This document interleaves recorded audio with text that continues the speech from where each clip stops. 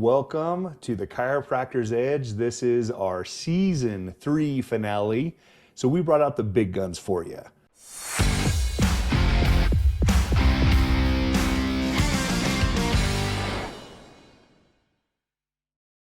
Since his wife couldn't be here, we figured he would be the second best guy to do the job for us.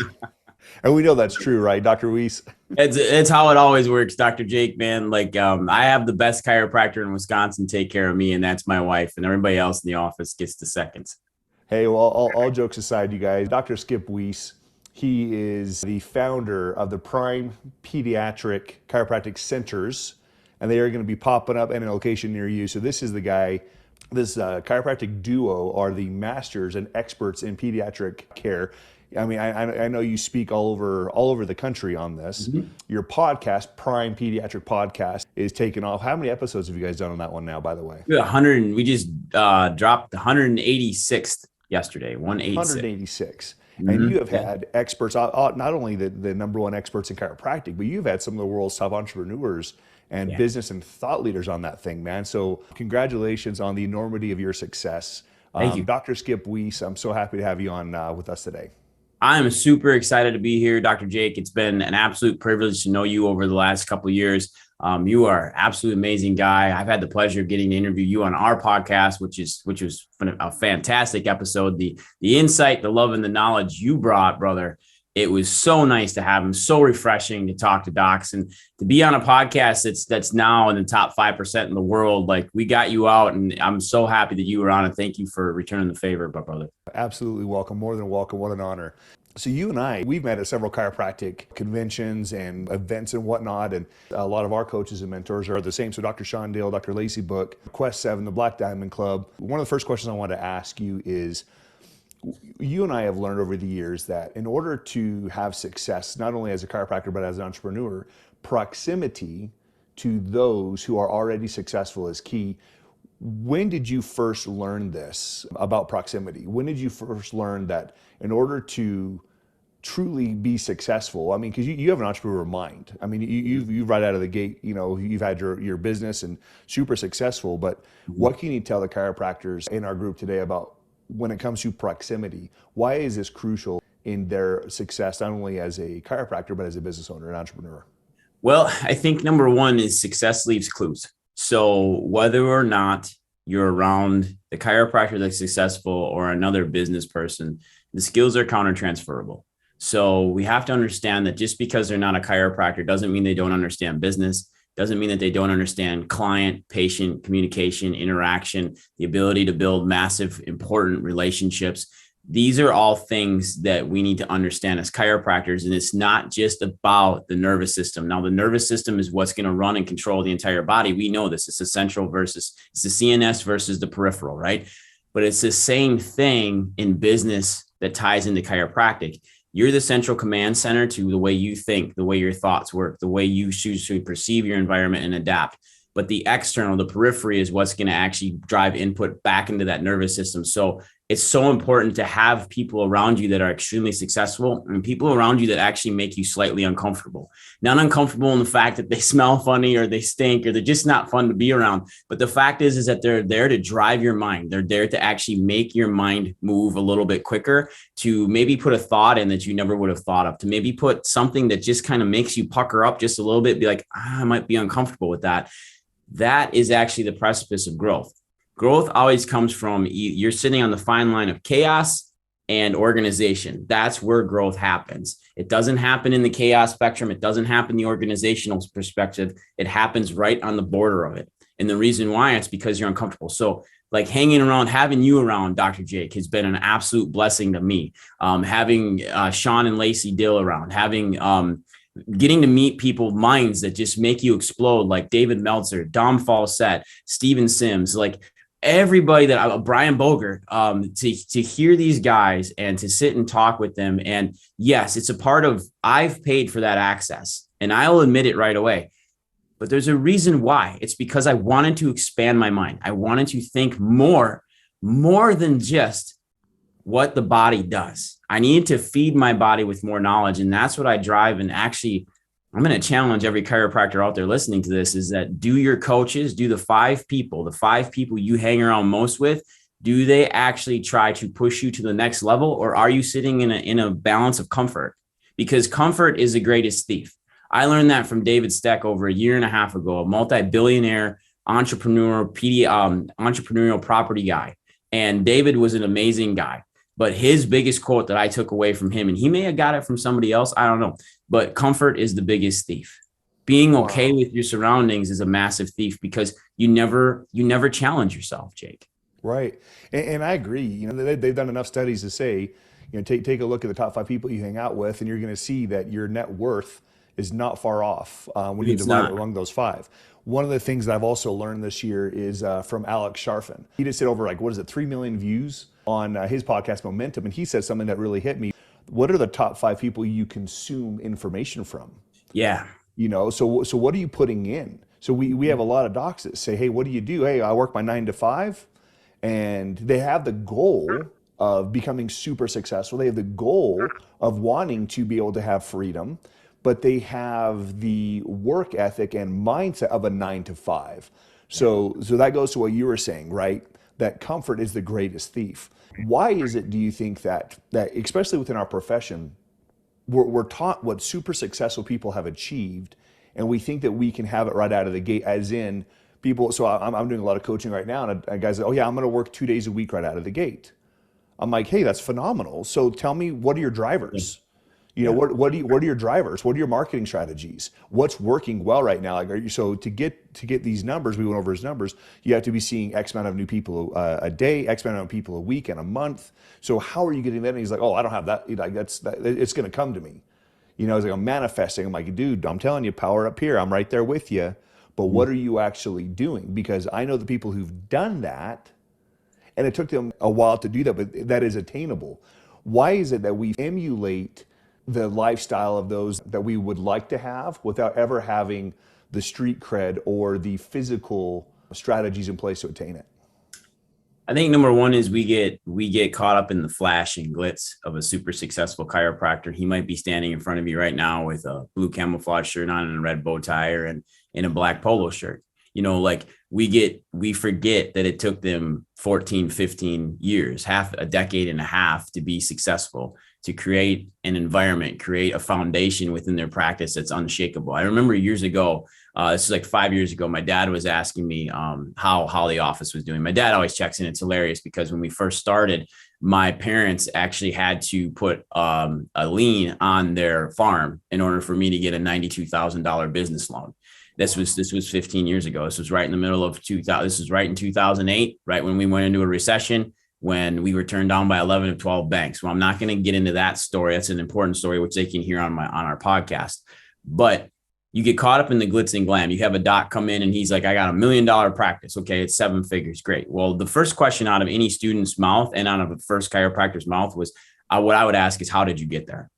What did you do? Because what he will say, I have $1 million practice. I practice 3 days a week, or I practice 2 days a week. I put in a 15 to 20 hour shift a week. I see boatloads of patients. But what he doesn't say is the first 15 years of his career, how hard he worked in those first 5 to create that retention, that foundation, that word of mouth, that preeminent status inside his community. So he starts being the thought leader and the person that they trust the most trusted advisor, not healthcare advisor, but advisor, where patients and people start coming to him for advice, therefore keeping it in their mind, top of mind, that he's the most important person in their life. So what they hear is this 2-day work week.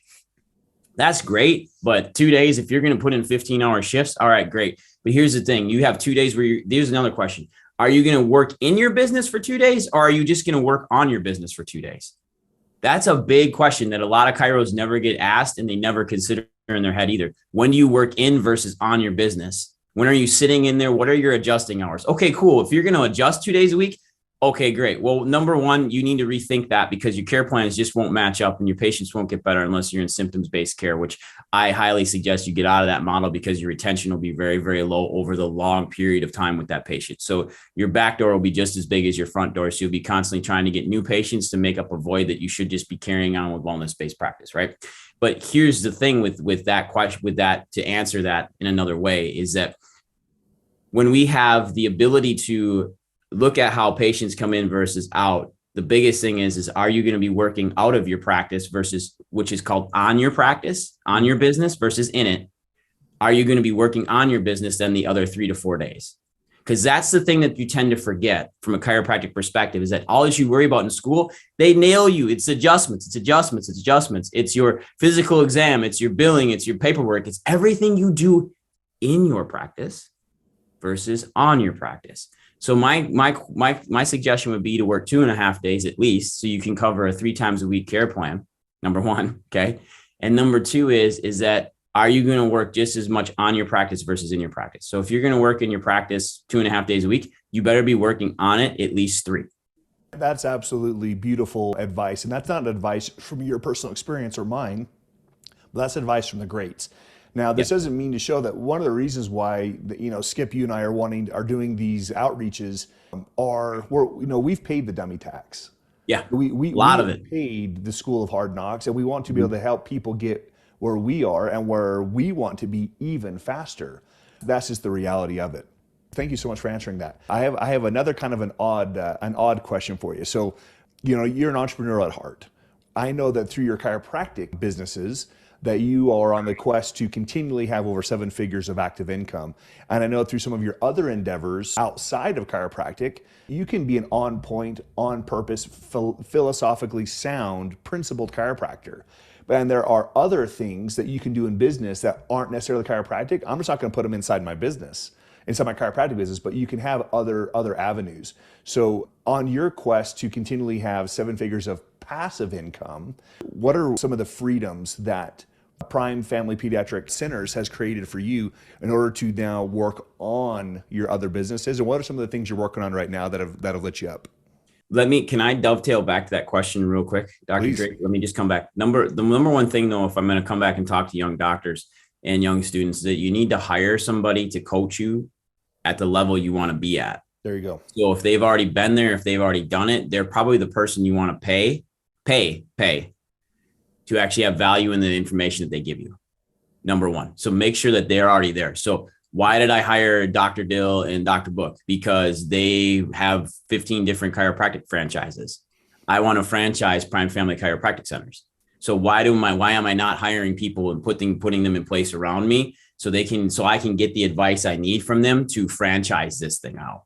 Does that make sense? So you hire the person that's where you want to be. And then after you get to that point, just hire the next person above them because they're coaching with somebody else. Then hire their coach and then hire their coach, because that gets you to that level. Now, what has it done here? It's afforded me a lot of freedoms.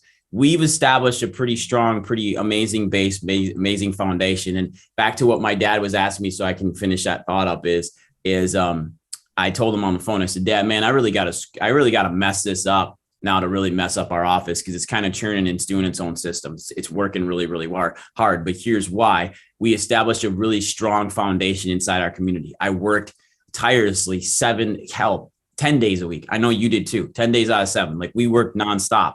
And it's because we knew we had a drive. But what that's done now is it's allowed me to work a 3.5 day work week. But do I see a ton of people in those 3.5 days? Absolutely. But here's the thing. Wednesday afternoons and Fridays before my kids get out of school, I'm working on the business. Now, that's the passive side of things, Dr. Jake, is that now I have the availability. Here's the thing. I have the availability now, as far as money is concerned, to invest in higher levels of coaches that allow me to learn how to earn more income passively. So it's the income that I can earn while I'm working in the office, outside of the office. So it comes in. This is the trick. See, in chiropractic, they talk about this all the time. It's called back-end cash flow. What they should actually call it is passive cash flow. And what we're taught in chiropractic is that your back-end cash flow comes through your supplements you sell. Everything you do besides adjust, or you actively are working on, is considered passive cash flow. Well, if you're in an office like I am, I'm a very, very strong subluxation-based chiropractor. I don't do any therapies in our office because I don't have time for it. And I believe I don't possess the skill sets for it. So I adjust and I clear nervous systems all day long. That's what I do. Do we have supplements? Yep, we do have supplements. Passive back-end cash flow. Okay. Do we have other things that we sell, like true beads and amber necklaces and things for our moms and our parents in our environment that we take care of, our patients, that they need, we have access for that for them all the time. So passively, why I brought that up is that, okay, now I want you to take that thought model and put it outside of your business. What can you be doing outside of your chiropractic four walls to create passive income that comes back in, that can fund your lifestyle, take care of you, take care of your family, start putting money not away, but investing it again and again and again and again, so it goes to work for you. We're designed to be good stewards of our money. That's how we're created. That's the process that's put into our soul, is to be good stewards of the money and the wares and the riches that God bestows upon us. But then what we do is we take those and we put those back into our community. And you put them back into your surrounding man. You put them back into your fellow person to help better them. And the only way that I could do that properly was to get better passive income coming in, because I was keeping the lights on here. I was taking care of my patients. I was paying for my team. I was covering all these expenses, which is great. It makes all the wheels of Wyss Family Clinic or Prime Family Chiropractic Centers work. But now I need to fund everything else that I like to do too, that I love to do. And what happens is once you get a taste, you just get this taste, you get this feeling that I can do something, I can create a bigger impact, even bigger impact outside of my four walls, outside of chiropractic.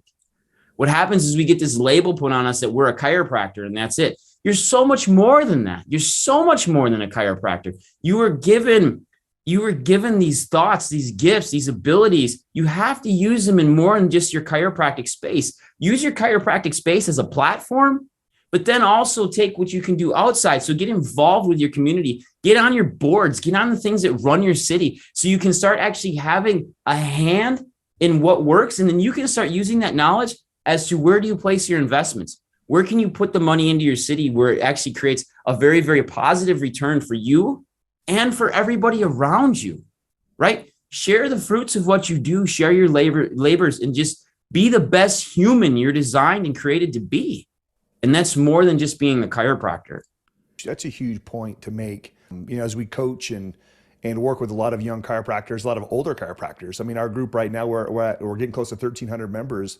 Which is awesome. Yeah, I know, isn't that great? But we find something very similar, is that we find that there are a lot of people who are suffering in chiropractic because they have a big heart for chiropractic. I know I did. For the first 3 years of my practice, we were seeing close to 1,000 people a week.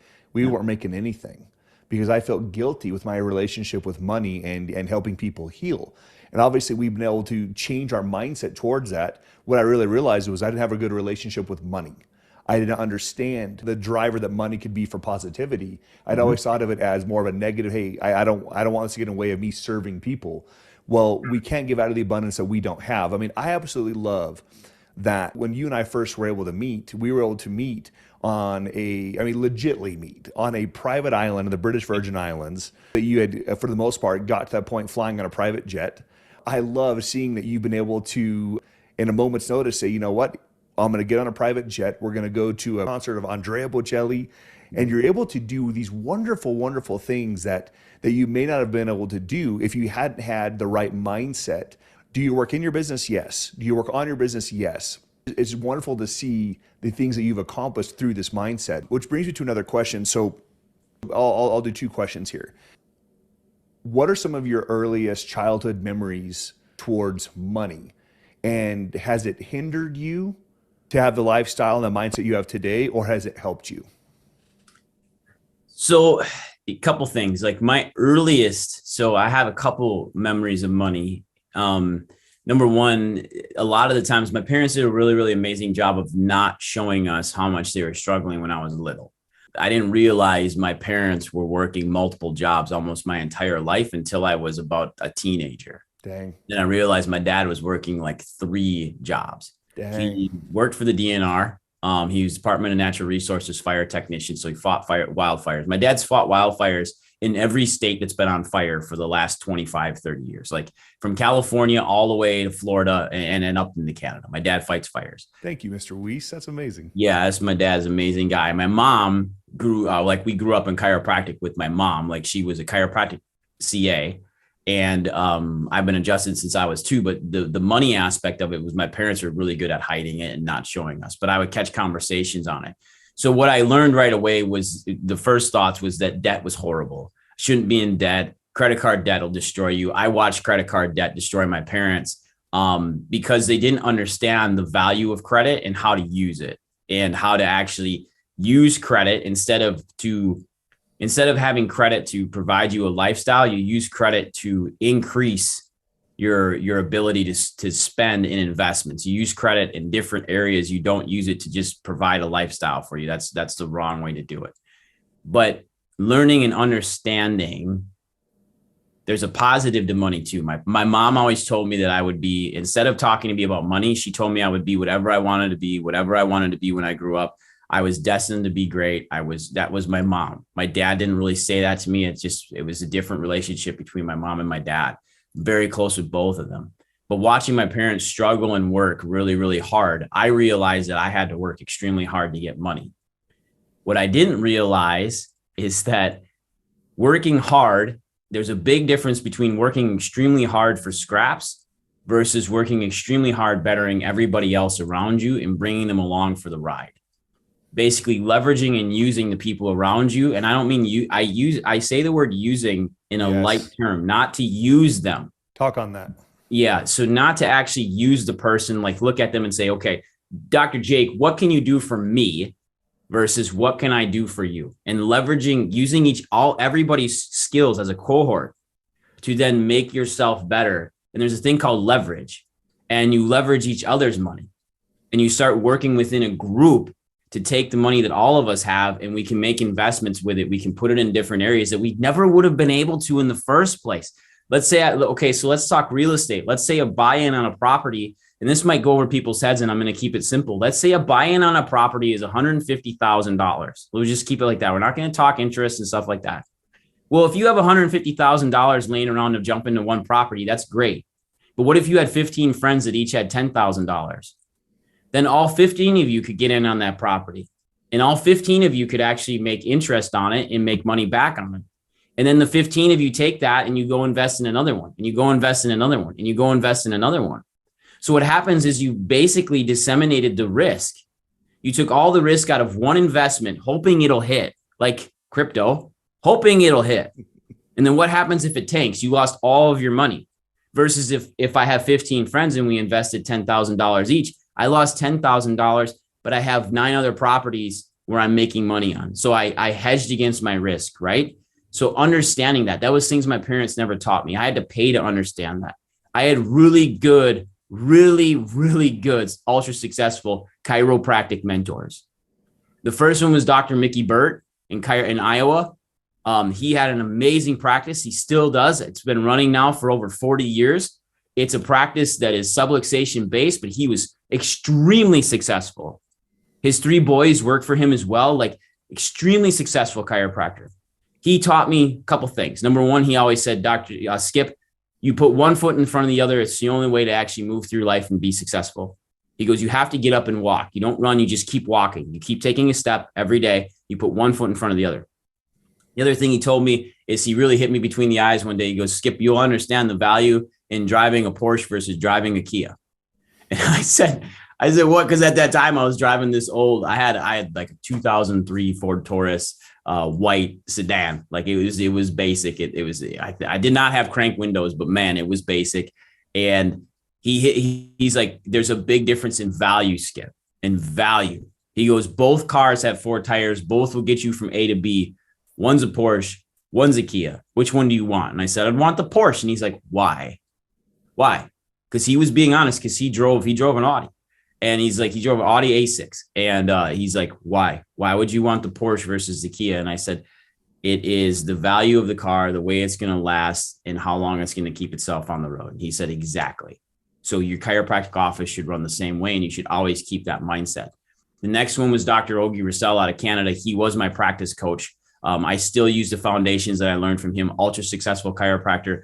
His practice was the largest pediatric practice in the world when he was at his prime there, seeing over 1,800 patients a week between him and 4 other doctors. It was extremely successful, extremely busy. That's where I got our foundations as to how we run our office still to this day. And those foundations don't change. So that's what I did and learned. So I learned a lot of my value from money from the people as I got older to understand it. I never had a really strong negative value to the money coming into my life. I wasn't afraid of it. I just knew that debt was bad. Mm-hmm. And then I realized that debt's actually not bad at all. That's right.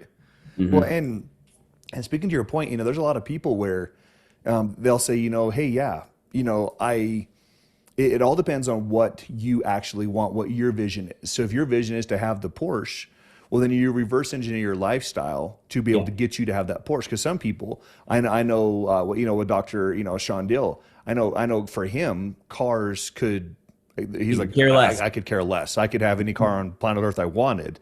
But there's other things that drive him, like being members of the most prestigious, golf clubs in the world.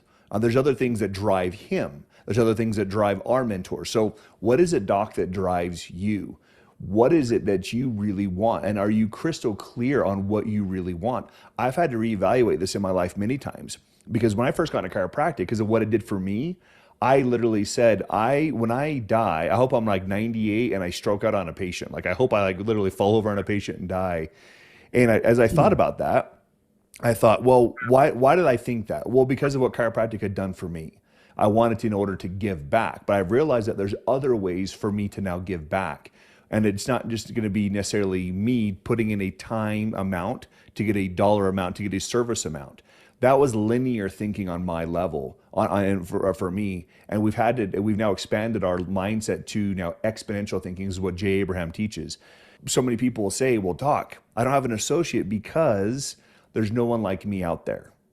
I don't have a team because there's no one like me. You're right. You're 1 in 8 billion. There's no other person like you out there. But in order to truly grow exponentially, could you get someone who does 80% of what you do, 50% of what you do, and could you get 10 of them? Like, to your point, you now mitigate risk and you're now able to then grow exponentially. So the numbers, begin to immediately, fall down like dominoes, and you're able to achieve faster numbers quicker. And that's what gets you, again, if your goal was a 2-day-a-week adjusting work week, hey, there you go. You now have freedom and opportunity to now do and work on other levels of your life. Mm-hmm. But you've hit that key point when it comes to being able to have the right mentors and the right coaches in your life that will allow you to achieve a lifestyle of your dreams. I just read a post from you the other day. I love that you're asking, we're going to an event at one of the most prestigious hotels in Florida, and you can't get a room, and you ask, hey, can I have 2? I'm bringing kind of my whole team out here. And so a lot of docs would say, well, gosh, it's hard for me to get out to a place like this, let alone bring my whole team. Mm-hmm. I mean, what an incredible benchmark for you to be able to say that you could do that. So to the docs out there, so many people in our profession, Doc, and this will be our last question here, so many people in our profession struggle with knowing what it is that they truly want in their own life. They struggle knowing what it is that they really, really want. But they also struggle in sharing that vision. They'll say, hey, I have a vision. Why doesn't my team share that same vision? Well, do you know your team? Dr. Glenn Vogt teaches this so well. Do you know what your team's vision is? And have you invited your team in order to participate in your vision? So talk on that for just a moment for us, being able to take your team to events like this all over the country. Well, the biggest thing that drives me is that when I die, I can stand before God and he can say, well done, my good and faithful servant. So how do I achieve that? So number one is, how can I better my community, right? So I want to be able to create a legacy inside Prime Family Chiropractic Centers for everyone. So when I am on my deathbed, I know that I've created a massive impact with my family, with my community, and I've actually shaken the world and helped the world. That's the key. So what's going to drive me in that effort? Number one is I'm going to try to create the biggest and strongest foundation for our office here in Great Bay. But number two is now I want to prep chiros and other doctors to do the exact same thing in their community, to have the pride behind what they do, but also know that they can affect and help their communities out the best they possibly can inside their 4 walls and outside of their 4 walls. But then live it in a life of not service and poverty and debt, but living in a life of service and abundance, and keep giving everybody the light that's around you, the light that you shed, that you share, that you have a connection to God through your soul, the light that you have to project onto your fellow man.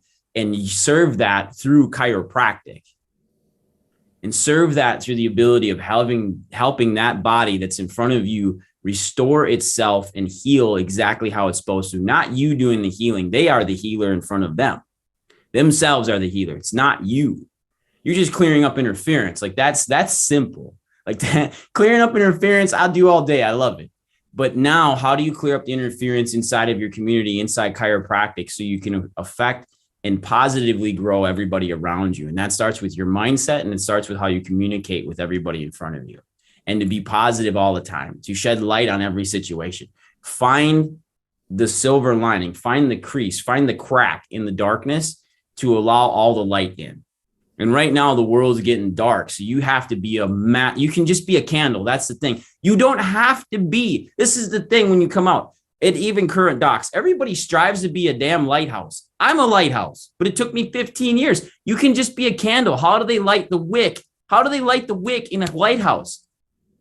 A match or a long stick with a small flame on it. Okay. It's a small flame. It's a candle. All you have to be is the candle. The candle cuts the darkness. And then from there, you shed your light and you move yourself and your community forward. So what you do that, and the same thing in chiropractic. So what drives me now is to create and have more docs in my life that I can help and actually get them out and create bigger and better centers and better ability to actually heal and serve their communities. Because then I've got thousands of people that I can take care of.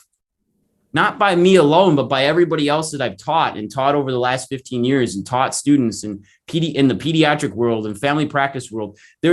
I'm responsible for 56 people matriculating through Palmer College of Chiropractic already. So like, this is a huge thing. So to be able to boost and keep moving it, that's the key. But then to take the population that's around you and turn them into chiropractic evangelists, that's huge. And have them talk and live the lifestyle and be proud that they see a chiropractor, not see it as a negative because I go to the chiropractor to take care of my pain, but I go to the chiropractor to keep me and my family healthy. I talk to my chiropractor because he gives me the most sound advice and it's non-biased. He just wants my family healthy. He just wants me healthy. That's what drives me, Dr. Jake. And I know that's what drives you. And it drives me to then take the handcuffs off of myself, so I can better serve even more outside of our office by training and bringing more in, so then they can serve and learn as well. That right there, you guys, is the recipe for success. In order to attain everything that you want to be, you have to first receive. You can't give out of the abundance you don't have. Mm-hmm. You have to be able to receive. You have to be able to have the right mentors and coaches in your life to teach you how to get there as fast as possible. Find people who have paid that tax and ask questions and begin to emulate so that you can then now have the impact that you would desire to have, which then now gives you the freedom and options to live the lifestyle you wish to live. And thank you, Dr. Skip Wyss, for being on today. For those of you guys who would like to follow him more, check out his podcast, the Prime Pediatric Podcast. And again, some of the greatest minds in the world are on this podcast, not only within our profession, but also outside our profession, who are huge advocates of helping you, teaching you, training you how to conquer this, so that you can give more and be more and have more. Thank you so much, Skip, for being on with us today. I appreciate you, brother. I love you too, Dr. Jake. Thank you so much. Everybody just consume the Chiropractor's Edge. You have to.